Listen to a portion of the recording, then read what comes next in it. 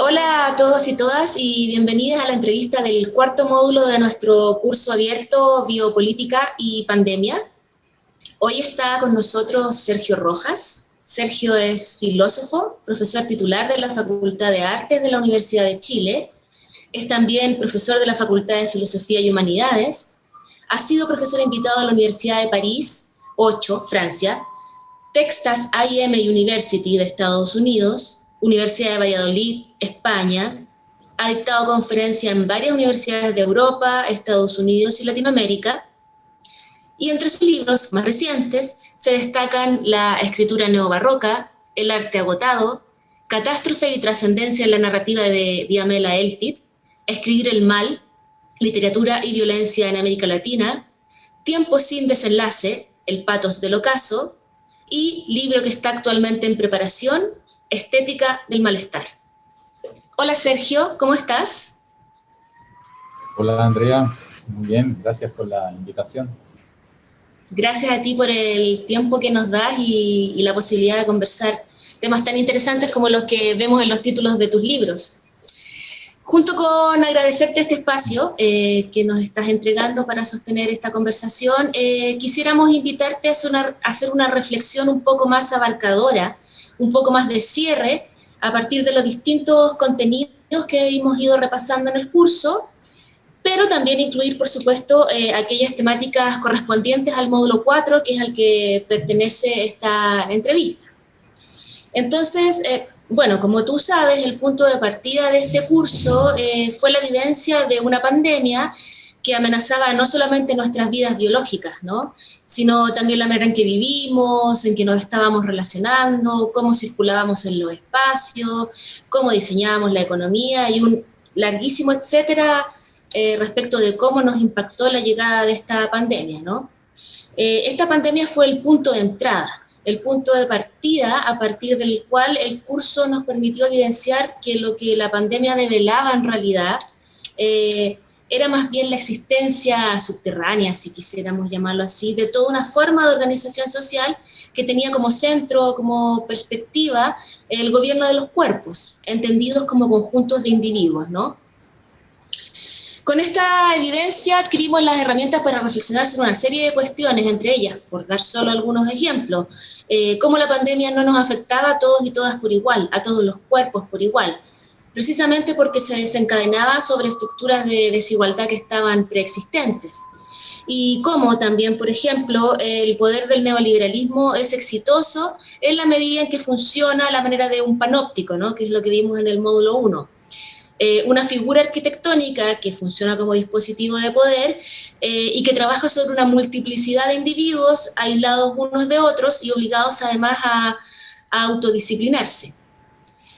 El problema, de alguna manera, de esta perspectiva es que nos presenta un panorama donde los cuerpos son centrales, pero su centralidad tiene que ver con el ser gobernados, con el estar ordenados dentro de un sistema de gobierno, de poder, o como queramos llamarlo, ¿no?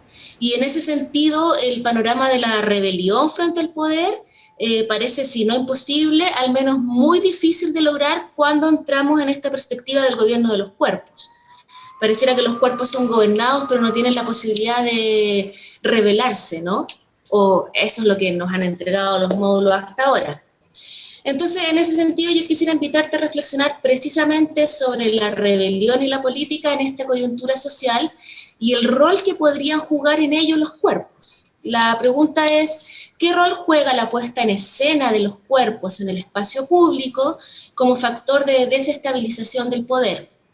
¿Qué rol juega el desorden de los cuerpos, los intentos de reconectar la intersubjetividad, de subvertir el panóptico de alguna manera, ¿no?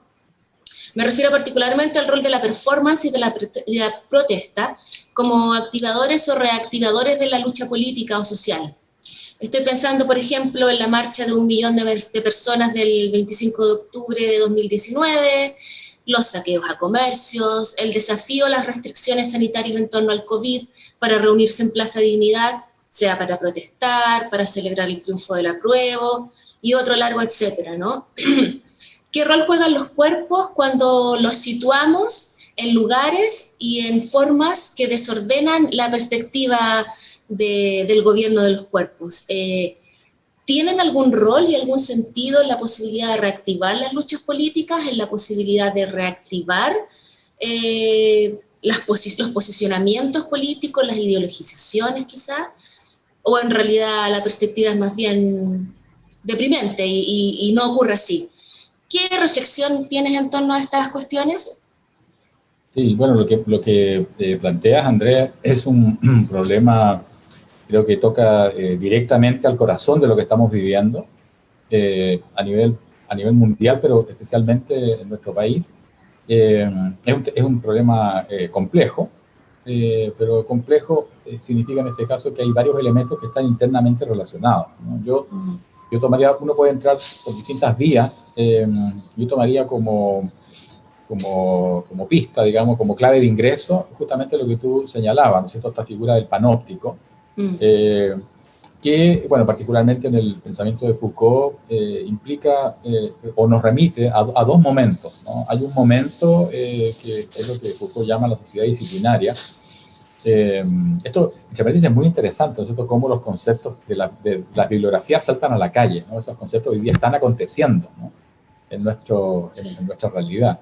Entonces, como decía, hay un primer momento que es el momento de la disciplina. El momento de la disciplina, la sociedad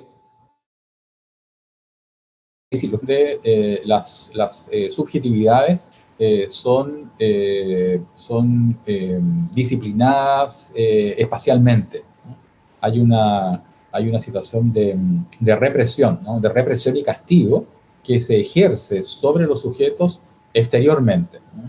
Y de allí que tanto el panóptico como la cárcel o en general los lugares de encierro que operan panópticamente, hablamos de ciertos arquitectura de colegios, arquitectura de regimientos, de cárceles, de psiquiátricos, etcétera, operan todos externamente, ¿no? Y la idea es que el sujeto termine introyectando la figura del vigilante, ¿no? Pero hay un segundo momento, ¿no?, que viene después, que es el momento del control, ¿no? Pasamos de la sociedad disciplinaria a la sociedad del control. La sociedad del control es un momento, yo diría que también tiene mucho que ver con lo que estamos viviendo, ¿no? Ahora, entre paréntesis, no es que la realidad pase del momento panóptico al momento del control, del momento disciplinario al momento del control, sino que coexisten, ¿no? Hay zonas de la realidad hoy en donde lo que opera directamente, brutalmente, es el panóptico, la disciplina, el encierro, el castigo, y otras en donde opera el control, ¿no? El escenario del disciplinamiento, probablemente el escenario extremo, probablemente sería la cárcel. El escenario del control es el mall, ¿no? El escenario del control es un mercado, es un consumo que está funcionando regularmente.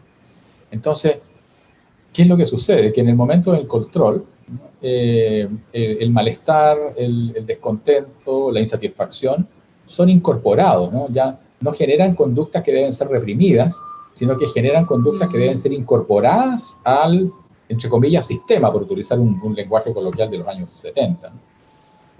Son incorporados, ¿no? Y por lo tanto, no se trata de que el capitalismo global, por ejemplo, funcione a pesar del descontento, ¿no?, que el capitalismo funcione a pesar de la insatisfacción, del malestar, sino que el malestar, la insatisfacción son justamente aquello que hace funcionar al capitalismo, aquello que hace que los individuos se puedan incorporar en la medida en que exhiban lo que podríamos llamar una sólida capacidad de endeudamiento, ¿no? Y eso los dispone en un consumo infinito, ¿no?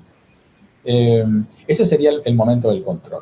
Por lo tanto, la sociedad sigue funcionando, ¿no? Allí en donde la disciplina sería impensable, ¿no?, porque estamos en un momento en donde hay un rechazo cada vez más claro, más manifiesto a toda forma de autoridad, de represión, etc.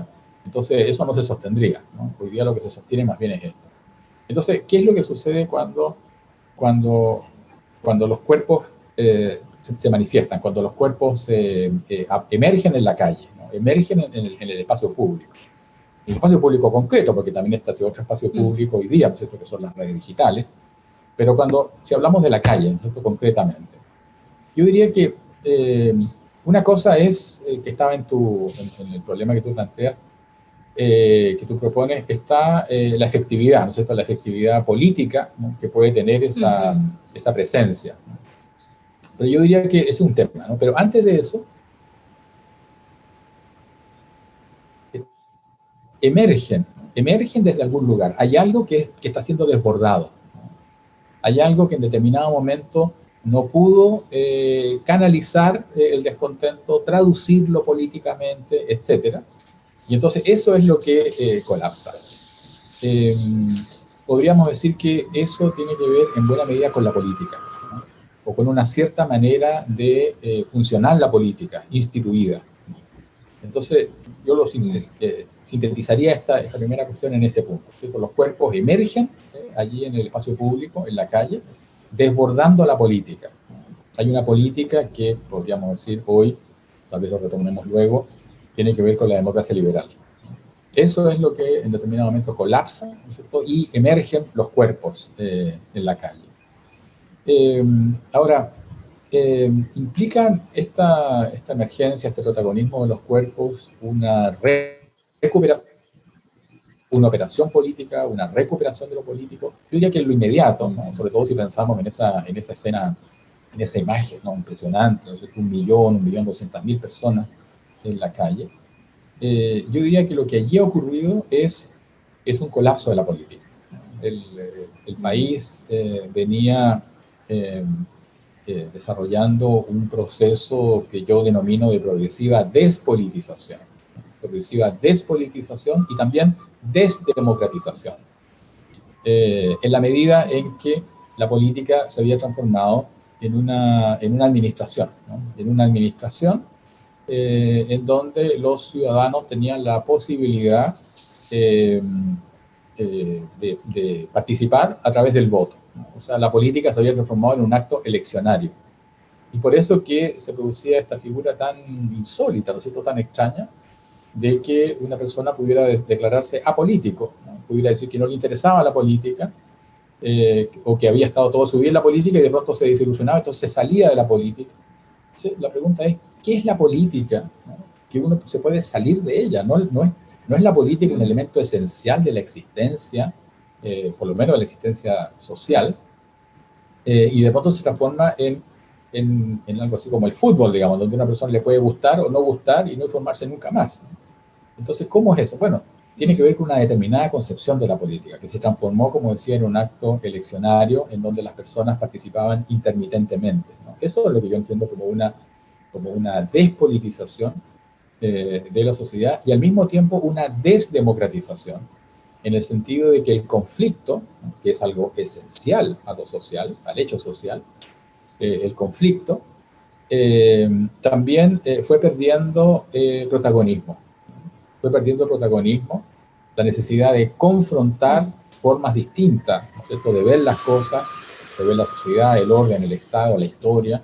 Eso fue quedando como un asunto, entre comillas, de los políticos, ¿no? Entonces, el conflicto fue retirado. No es que se haya perdido interés en la política por los conflictos, sino que perder interés en la política es perder la idea de que el conflicto es un elemento esencial de la sociedad, ¿no?, y que tenemos que aprender a llevarnos con él, ¿no?, generar formas no solo de consenso, sino que también de disenso. Entonces, bueno, yo diría que en esa imagen del 1.200.000, 300.000 personas en la calle, este proceso de despolitización y desdemocratización toca fondo. Lo que hay allí entonces es una sociedad, digámoslo así, despolitizada. Ese hecho no es un hecho político, es un hecho infrapolítico. Y creo que todavía estamos en ese momento infrapolítico, ¿no?, que es un momento muy interesante porque la política está hecha de lo infrapolítico, es lo infrapolítico lo que debe ser politizado. Hoy día incluso, ¿no es cierto?, esta mayoría abrumadora del triunfo del apruebo no habla todavía de una sociedad ya nuevamente politizada, ¿no? Todavía hay una tarea pendiente, ¿no? O sea, si uno lo toma así en bloque, habla más bien de una uniformidad. Esa uniformidad, que no es uniformidad, digamos, pero es una especie de consenso mayoritario en que hay que recuperar, ¿no?, podemos verlo así, ¿no? Hay que recuperar la política, pero el hecho en sí mismo, yo diría que es un hecho infrapolítico, ¿no? O prepolítico. Okay. Sergio, ¿y podrías definirnos brevemente cómo entiendes lo infrapolítico y cómo se conecta con lo político? Claro, a ver, lo infrapolítico es una hipótesis de trabajo, ¿no? Hay algunos teóricos que han desarrollado especialmente este concepto, ¿no? Como el filósofo teórico español, por ejemplo, Alberto Moreiras. No es un concepto sobre el cual todo el mundo esté de acuerdo, ¿no? Es una hipótesis de trabajo, ¿no? Entonces, claro, lo infrapolítico, a ver, partemos por el revés, ¿no? ¿Qué es la política? ¿No? La política, en su diferencia con lo infrapolítico, la política tiene que ver con la lucha por el poder. La lucha por el poder, eso significa que la política necesariamente acontece a partir de una cierta institucionalidad. Los partidos políticos, el Estado, el gobierno, el Congreso, el Parlamento, en fin, todo eso forma parte de la institucionalidad y que tiene como sentido, ¿no es cierto?, la lucha por el poder. Por lo tanto, la política es el trabajo de intentar mantener o cambiar, mantener o transformar el orden que nos hemos dado de convivencia, pero transformarlo a partir de la institucionalidad que esa misma realidad social se ha dado. Entonces, en ese sentido, la lucha política es la lucha por el poder, que es lo que permitirá la transformación. La infrapolítica es aquello que es politizado, ¿no? O sea, la infrapolítica está hecha de descontento, está hecha de malestar, de insatisfacciones, ¿no? Hechos que en sí mismos no son políticos, pero que son justamente aquello que va a ser politizado y se va a sentir representado, va a tomar cuerpo en ideas, ideologías, etc. Entonces, cuando la política en una situación determinada colapsa o entra en una situación de crisis, no nos quedamos en un descampado, ¿no? Lo que emerge es lo infrapolítico, ¿no? Eso que siempre está allí, eso de lo cual, como decía, está hecha la política, pero la política, por así decirlo, lo pone en orden, ¿no? Y lo ordena en función de la lucha por el poder. Hoy día yo creo que estamos en un momento infrapolítico, cuyas manifestaciones son diversas, y que tienen que ver justamente con este colapso de la política, y que es un momento también muy interesante, muy tremendo, ¿no? Pero también muy interesante, porque el colapso de la política es algo que va más allá, es algo que trasciende la calidad de los políticos. No es que la política esté colapsando porque tenemos políticos que dejan mucho que desear, ¿no? Yo creo que tal vez al revés, ¿no? Tenemos estos políticos porque la política está en un estado de crisis o de colapso. Precisamente respecto a esta sensación de crisis y de colapso, quería invitarte a reflexionar sobre la situación en que estamos y el sentido que eso pudiera tener, ¿no? Mira, la perspectiva de una pandemia con consecuencias mortales, el malestar generalizado en torno al modelo neoliberal que acabas un poco de tomar, ¿no? La amenaza del cambio climático, bueno, y en general una sensación de crisis, ¿no?, que va recorriendo nuestras sociedades, pareciera decirnos que estamos frente a una coyuntura nunca antes vista en la historia humana, pareciera, ¿no? Otra perspectiva, sin embargo, puede hablarnos de que las crisis ecológicas, sanitarias y políticas no son una novedad. Ha habido otras pandemias y otras crisis ecológicas en el pasado, en los distintos continentes, ¿no? Entonces, ¿cuál sería tu perspectiva, tu postura respecto de esta aparente disyuntiva, ¿no? ¿Realmente estamos viviendo una crisis única en la historia de la humanidad, o estamos viviendo una más de las crisis sociales, políticas, ecológicas que sean sanitarias, que se han experimentado en el pasado? Y en ese sentido, el alcance planetario que pareciera tener la actual crisis, ¿juega algún rol o no lo es tanto? ¿Cómo lo ves tú? Sí, yo creo que efectivamente hay algo inédito de lo que estamos viviendo, ¿no? Por supuesto, hay justamente con ocasión de esta pandemia, Han aparecido una serie de libros muy, muy interesantes, muy sugerentes, en donde, claro, ¿no? Estos fenómenos exhiben una cierta recurrencia, ¿no? A lo largo de la historia de la humanidad. Pero hoy día hay una diferencia, ¿no? Que hace de esto algo inédito. Lo inédito no son los virus en sí mismos ni su efecto pandémico, ¿no? Sino que hay una diferencia fundamental, que es la circunstancia, ¿no? En la cual acontece. Hoy día estamos viviendo, viviendo planetariamente, ¿no? Planetariamente. O sea, las condiciones, la globalización de la economía financiera, la existencia de redes digitales planetarias, ¿no? De comunicación, de circulación de información, ¿no? Antes que de comunicación. Esos dos elementos, ¿no? Y lo que conversábamos recién, ¿no es cierto? La crisis de la política, lo que se ha denominado la crisis de las ideologías. Podríamos hablar de la crisis de la hegemonía. La hegemonía, que fue un concepto fundamental en el siglo XX, ¿no? En el siglo XX la política es impensable sin la hegemonía. La hegemonía es la condición de posibilidad del sujeto político. Bueno, hoy día entonces, economía globalizada, redes digitales de información, de circulación de información, y crisis del sujeto político. Entonces, en ese momento, en ese contexto, una pandemia. Entonces, realmente parece una cosa catastrófica, ¿no? Yo diría que, yo insistiría en lo inédito, ¿no? No es que sea diferente, lo inédito no es que cuantitativamente, ¿no? Lo que estamos viviendo sea más catastrófico que otras pandemias acontecidas anteriormente. Yo diría que la diferencia tiene que ver con que hoy existe algo así. La pandemia nos remite al sentimiento de humanidad. Es paradójico, ¿no? Pero nos sentimos en peligro, no en tanto que, respecto a la pandemia, ¿no es cierto? No en tanto que agentes de tal o cual idea, sino que nos sentimos en peligro en tanto que seres humanos. Entonces, la pandemia genera esta especie de sentimiento subterráneo, este solapado sentimiento de ser parte de algo así como la humanidad. Y la pregunta es, ¿podrá la humanidad sobrevivir o no?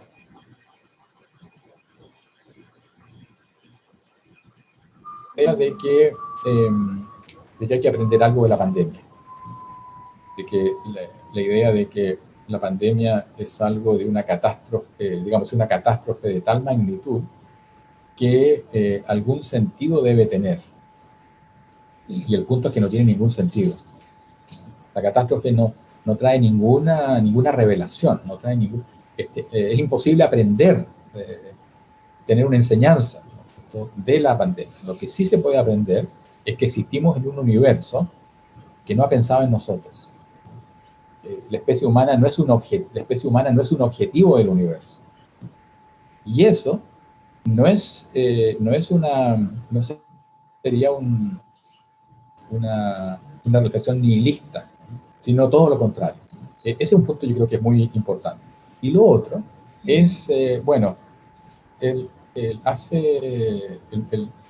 proceso de octubre, ¿cierto? Que podríamos llamar la revuelta de octubre, es un fenómeno planetario. Eso se está viviendo en todos lados. Recuerdo incluso haber leído la columna de una periodista, analista política del diario de Barcelona, donde ella se refiere a cómo la revuelta se multiplica en distintos lugares, ¿no? Entre ellos, por supuesto, menciona a Chile, y utiliza una metáfora. Y la metáfora es la metáfora, dice, del virus, ¿no? Hay un virus que se está propagando, ¿no? Y ese virus es la revuelta, el descontento, ¿no? Entonces, bueno, es interesante, trágicamente interesante cómo esa metáfora deja de ser una metáfora y luego es un virus el que efectivamente se está distribuyendo, que está apareciendo, ¿cierto?, en todo el mundo. Bueno, lo que está sucediendo, ¿no?, en el mundo en donde acontece este virus es, por una parte, lo que llamamos el neoliberalismo. El neoliberalismo, en mi lectura, ya es el fin del capitalismo. El neoliberalismo no es desde mi lectura, el neoliberalismo no es un modelo, no es un sistema, no es una ideología. El neoliberalismo es el capitalismo extremo. Es el capitalismo en su momento Bueno, Rita Laura Segato se refiere al neoliberalismo como el momento apocalíptico del capitalismo. O sea, no tiene, es extraño preguntarse por el fin del neoliberalismo, porque el neoliberalismo es el fin del capitalismo, un capitalismo que ha llegado al extremo. ¿Qué significa el extremo? Significa que el capitalismo ya no cabe en el planeta. Lo que el capitalismo necesita para funcionar es más que un planeta Tierra. Y en este momento está funcionando de esa manera, ¿no? Como si el planeta Tierra tuviese el tamaño de 3 planetas, ¿no? Por llevarlo a una imagen. Eso crea un sentimiento de inseguridad muy grande. Antes de la pandemia, antes de las revueltas, ¿no?, de octubre, hay un sentimiento de inseguridad, ¿no?, que es parte de la vida cotidiana. Y ese sentimiento de inseguridad tiene que ver esencialmente con el hecho de que hoy el protagonista, justamente producto del fin o de la crisis, de los lazos comunitarios, de los lazos de pertenencia, etc., hoy día es el individuo, que es un momento muy importante del neoliberalismo, ¿no? El protagonista es el individuo y sus intereses. Bueno, en este contexto es donde emerge, la violencia. La violencia tiene que ver justamente con ese elemento de inseguridad, con ese miedo que se ha hecho cotidiano. Entonces, eso es lo que estaba sucediendo. Y en ese momento viene la revuelta y ahora la pandemia. Entonces, hay ciertas cosas por las cuales nos preguntamos, el caos, la inseguridad, etcétera, como si fuesen cosas que trajo la pandemia. En realidad, la pandemia hace manifiesto, ¿no?, eso que ya estaba sucediendo, y eso es lo que tiene de inédito. O sea, me parece interesante que en el marco de las revueltas se produce un debate, yo diría, marcadamente sociológico, ¿no? Los sociólogos tienen la palabra, ¿no? La palabra es sociológica, de alguna manera. Y eso en todo nivel, ¿no?, en las redes, los artículos, las columnas. Cuando viene la pandemia, se produce un debate filosófico,